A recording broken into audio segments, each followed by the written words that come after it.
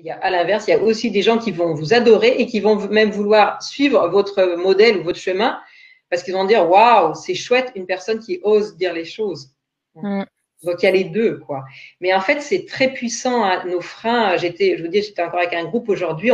Je vois bien la puissance des freins qu'il y a derrière le fait d'oser signifier les choses. C'est très très fort.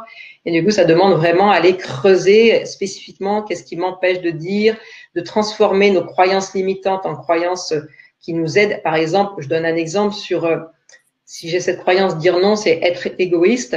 C'est peut-être transformer cette croyance en disant dire non, c'est surtout apprendre à me respecter, quoi.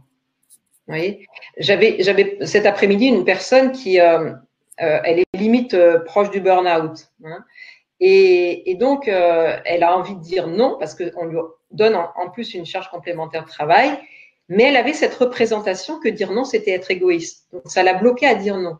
Et donc je lui dis, si tu te disais dire non, c'est apprendre à te respecter. Elle dit, bah oui, déjà, ça me convient mieux. Je pense que déjà, ça me donne une clé pour oser un peu plus dire. Puis je dis, maintenant, c'est à toi de faire un choix. J'aime bien cette image de la balance, en fait. Donc, soit je suis limite burn-out, donc c'est ça. Soit je dis non à mon chef en sachant que peut-être mon chef va crier. Ben, finalement, ben, qu'est-ce que je choisis? Après, c'est une question de choix. Est-ce que je prends le risque en sachant que c'est même pas sûr qu'il crie? Est-ce que je suppose ou est-ce que c'est la réalité? Parce que notre mental aussi fait beaucoup de films négatifs. Hein. Est-ce que c'est une réalité? Est-ce que je peux dire, est-ce que j'ai des faits précis? Un exemple qui me fait dire qu'il va crier, ou j'imagine que.